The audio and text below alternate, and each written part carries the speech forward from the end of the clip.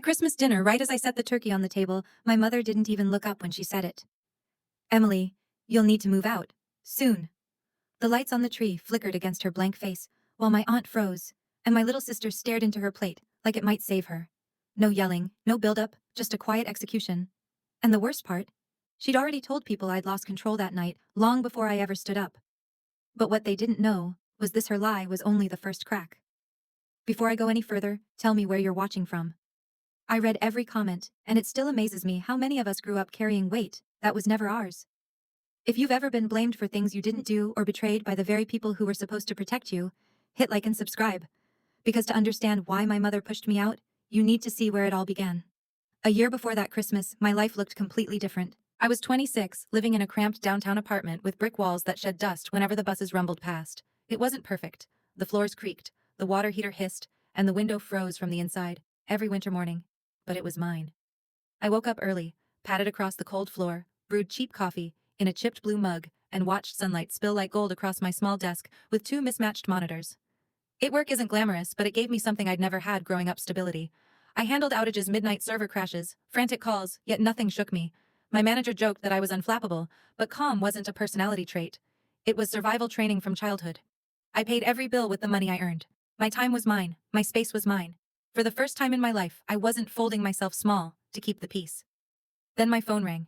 My mother rarely called without a reason. Seeing Mom on my screen made my stomach tighten instantly. When I answered, I heard shaky breathing, the kind that comes right before a breakdown. "Emily, honey, I don't know what to do." Her voice trembled through the speaker. She told me the house was weeks from foreclosure. Mortgage late, utilities past due, savings gone. She said she was drowning, ashamed, alone. She told me she needed me, that she didn't know who else to call. As she cried, I looked around my little apartment, still messy from a 2 a.m. outage shift, and felt that fragile sense of freedom collapse under guilt. The Carter house wasn't just drywall and bills, it held the last pieces of my father. He'd been gone 7 years, but his jacket still hung in the hall closet, smelling faintly of motor oil and cedar. His handwriting was still etched into the kitchen doorway where he measured our heights. The garage, now locked, still held his tools and the memory of him teaching me how to fix my bike. Losing that place felt like losing him again. So I told her I'll come, even though I'd just earned a raise, even though I'd finally built a life outside of her shadow, even though something in my chest whispered that this was the beginning of something I couldn't yet see. 2 days later, I broke my lease, packed my life into cardboard boxes. When I carried the last one down the narrow stairs, I caught my reflection in the dusty hallway mirror. Hair tied back, face tired, but determined. I told myself it was temporary. 3 months, maybe 4. When I pulled into the driveway, Patricia rushed out like a grieving widow seeing a ship return. She hugged me too tightly, calling me her lifeline. Lily was home from college, standing on the porch with a small smile that looked equal parts grateful and relieved. Even Aunt Marlene came by with a peach cobbler, praising me for being such a good daughter. And for a moment I believed it.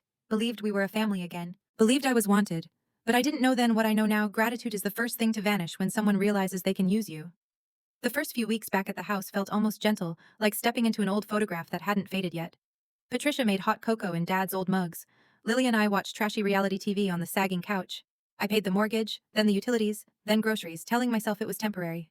Patricia thanked me softly each time, touching my arm like she was blessing me. But small things began to shift, tiny, almost forgettable moments that only made sense later. It started with gratitude, fading into habit. The first time I reminded her about applying for jobs, Patricia sighed dramatically, as if the suggestion itself was exhausting. A few days later, when I asked again, she didn't sigh, she snapped. "Emily, you don't understand how hard things are for someone my age." Her voice wasn't angry. It was edged with accusation, like I'd personally placed every obstacle in her path. Then came the savings question. "Mom, last month you said the emergency fund was gone. What happened?" Her eyes flickered just for a second. Then she rubbed her temple and whispered, "Can we not talk about money right now?" And with that, the conversation evaporated.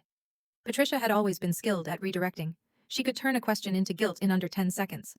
But back then, I still thought protecting her feelings was my duty. The house felt different too, smaller, heavier. Some nights I lay awake listening to the heater rattle, staring at the ceiling of my childhood room, still covered in floral wallpaper I hated.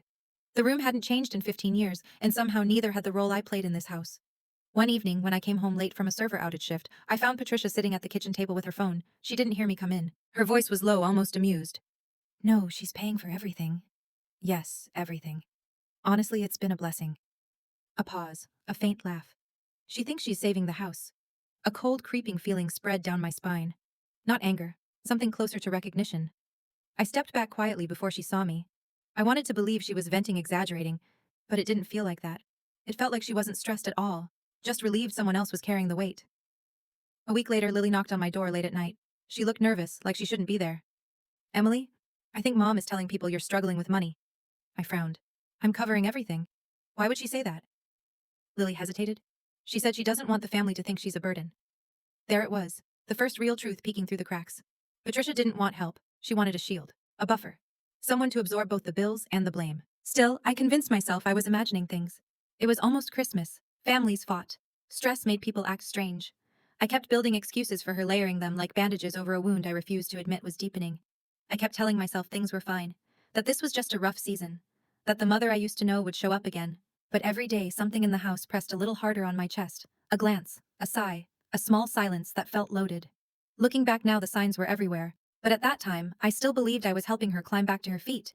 I didn't realize she'd already decided I was never supposed to stand on mine again. The shift from temporary help to permanent obligation didn't arrive with a dramatic scene. It came quietly, one small demand at a time. The first hit was the gas bill. Patricia knocked on my door one morning holding the envelope like it personally insulted her. Emily, I mixed up the due dates. Can you cover it this month? I didn't hesitate. I'd already been covering bigger bills anyway. I added it to the list on my phone. Mortgage, utilities, groceries, repairs, because somehow, writing it down made it feel manageable. 2 days later, she did it again. Then again. After that, she stopped asking altogether and simply left the bills on my desk.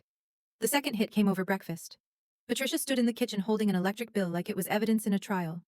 $270. Ridiculous. Her tone wasn't angry, just sharp. Emily, you need to stop overusing things. I blinked. Mom, that's the heater you run all night. And the space heaters. She cut me off with a look that shut the whole room down. You're the tech girl. Your gadgets use everything. It wasn't logic she wanted. It was someone to blame. That evening, Lily came into my room with her arms crossed like she was holding herself together. Emily, Mom told Aunt Marlene you're irresponsible with money. I stared at her. I'm covering every bill in this house. I know, Lily whispered. She just doesn't want people to think she depends on you. That sentence stuck with me longer than it should have. Patricia didn't want help. She wanted the appearance of independence, while I quietly carried her entire life. The third hit landed on a Tuesday soaked in rain. I came home dripping shoes, squishing jeans, clinging to my legs. Patricia was on the phone twirling the cord, laughing softly. No, she pays for everything now. Yes, everything. Honestly, it's a blessing. A pause, a small amused snort. She thinks she's saving the house. My breath caught, not because of what she said, but how easily she said it like she had rehearsed the line. I stepped back before she noticed me. My clothes were cold, but something inside me felt colder. The fourth hit arrived through a different voice entirely, a woman from the bank. Hi, is this Emily Carter? We're calling to confirm activity on your secondary credit line. A knot tightened in my throat. I don't have a secondary card. It's listed under Patricia Carter as primary. My fingers went numb. My voice stumbled over itself. When the call ended, the silence in the room was sharp enough to cut skin. I should have confronted Patricia right then. But confronting her without proof was like playing chess blindfolded against someone who rearranged the board every time you blinked. So I waited. The fifth hit came from the house itself. The heater died one freezing morning. The air inside felt thin, as if the walls were inhaling all the warmth for themselves. The repair tech arrived, knelt beside the furnace and frowned deeply. This hasn't been serviced in years. I looked at Patricia. She widened her eyes like an actress missing her cue. Oh, Emily. I don't know how you'll manage it. Not we. You. She didn't even pretend. When the tech left, Patricia pressed her hand dramatically to her temple. Can you keep your laptop off tonight? The fan keeps me up. I stared at her. Mom, my job? Oh, Emily, she sighed as if I was the burden. Please, I'm too stressed for this. Something deep inside me tightened. A door I didn't know existed creaked shut, but the worst part, I still tried. Tried to help, tried to be patient, tried to believe we could get back to that warm version of the house I thought existed weeks ago. I didn't realize that warmth was nothing more than bait, and the hook was already in my mouth. The sixth hit arrived disguised as something harmless, a grocery receipt. I was reheating leftovers when Patricia walked in, holding it between two fingers like it was contaminated. Emily, she said, did you buy almond milk? I nodded. You asked for it. I asked for one. You bought 3. Her tone sharpened. Do you think money grows on trees? I stared at her. They were on sale. It saved money. Patricia hated logic. Logic was resistance. Resistance was disrespect. Next time, she said coolly, check with me before you make decisions. It's still my house. There it was again, her favorite weapon. A reminder that no matter how much I paid, I didn't belong. The seventh hit came 2 days later when the roof started leaking. A slow drip tapped into a cereal bowl I placed underneath it, each drop like a countdown. The roofer's estimate made my stomach twist. When I handed Patricia the paper, she didn't read it. She acted wounded by the very existence of the problem. Emily. I'm already overwhelmed. How could you dump this on me right now? Dump? Like I'd created the hole myself. Mom, this is your house, I said quietly. You need to. She slapped the estimate onto the table. You'll handle it. You always do. Something hot pressed behind my ribs. I can't keep her eyes snapped to mine. Cold. Final. Don't start. She walked away, leaving me with the leak, with the responsibility, with the shame that wasn't mine to carry. The eighth hit arrived on a weekend when Lily came home. She kept hovering near me, shifting from foot to foot, glancing down the hallway to see if Patricia was listening. Late that night, she cracked my door open. Emily, she whispered, Mom told Aunt Marlene you screamed at her yesterday. She said you threw the roofer's estimate at her. My mouth opened. No words came. I didn't raise my voice. I know, Lily said, swallowing hard. I just thought you should know. Her eyes shimmered apology and fear mixed together. I touched her hand. Thank you for telling me. She slipped out silent, as a shadow. The ninth hit came when the house felt too suffocating to stay inside. I grabbed my jacket late one night, planning to take a walk. As I passed the living room, Patricia's voice drifted toward me, tight, urgent. No, she won't leave, not yet. A pause. Well, she pays for everything. Yes, everything. It's convenient. Another pause. Softer. She thinks she's saving us. My heartbeat thudded in my ears. Convenient. That's all I was. I stepped back, but my foot tapped the baseboard. Patricia turned, eyes narrowing. How long have you been standing there? Not long, I said, keeping my voice steady. If you heard something she said, you misunderstood. And she hung up without saying goodbye, proof she didn't want the person on the other end to know I'd heard her. I didn't sleep that night. The house creaked, the wind pushed against the siding. The leaking roof tapped in steady, maddening rhythm. For the first time, I felt the truth press against me with full weight. This wasn't a rough patch. This wasn't stress. Patricia wasn't overwhelmed. She was settled, comfortable. Maintained by me the way someone might rely on a built-in appliance. And the more I noticed, the more she pushed. Her sighs turned theatrical, her complaints sharper, her stories about me more twisted. By the week before Christmas, every interaction felt like walking barefoot on broken glass. I kept trying to be patient, to avoid conflict, to hold the family together. But the wire between us had stretched so thin, every breath made it tremble. And when Christmas Eve arrived, when I carried that turkey to the table with shaking hands, I didn't realize I was already standing on the fault line. The snap wasn't a surprise. It was the only outcome left. Christmas Eve looked beautiful in the way staged photos do, warm lights, polished silverware, cinnamon hanging in the air. But underneath it all, the house felt brittle, like one wrong breath would crack it open. Snow drifted quietly outside, muting the world beyond the windows. Inside, everything felt too loud, the scrape of utensils, the hum of the heater I'd paid to repair, the faint clink as Lily set her glass down with nervous fingers. I placed the turkey golden steaming at the center of the table. Hours of cooking. My hands were still warm from the oven, but the rest of me felt cold. Aunt Marlene tried to start small talk, but her voice died in the stillness. Lily stared at her plate as if looking up might make something shatter. Patricia sat at the head of the table, perfectly composed, her expression carved from something smooth and impenetrable. She didn't smile, didn't frown, just watched the turkey like she was waiting for her cue. We filled our plates, forks moved, silence dragged. And then Patricia set her knife down with a soft, decisive click. Emily, she said, her eyes still lowered, you'll need to move out. Soon. Just that. No build-up, no explanation, no humanity. Aunt Marlene's hand froze mid-air. Lily's breath hitched, a sharp, tiny gasp she tried to hide. My pulse didn't spike, it stalled, flattening into something eerily calm. I swallowed. I'm sorry. What? Patricia carved a small piece of turkey, lifting it onto her plate with careful precision. This arrangement isn't working anymore. Arrangement. Like I was a business deal past expiration. I forced the words out evenly. Mom, I've paid every... She finally raised her eyes, and the boredom in them was more painful than anger could ever be. You've served your purpose, she said. It's time for you to focus on your own life. There was no accusation, no guilt, just dismissal. Like she'd decided long ago and was simply informing me of the schedule. Lily whispered, Mom. Now on Christmas. Patricia didn't look at her. It's my house, Lily. And this is what's best. Best. For her. Never for anyone else. My throat tightened. I don't understand. I've done everything you don't need to understand, Patricia said, cutting me off. You just need to pack. My vision blurred for a second, not from tears, but from the realization that she wasn't acting on impulse. This was rehearsed, planned, possibly orchestrated with someone she'd been whispering to late at night. I looked around the table. Aunt Marlene stared at her lap. Lily looked like she was swallowing a scream. And I felt something inside me fall silent in a way I'd never felt before. I didn't throw anything. I didn't yell. I didn't beg. I simply pushed my chair back. The legs scraped softly on the floor, a gentle final.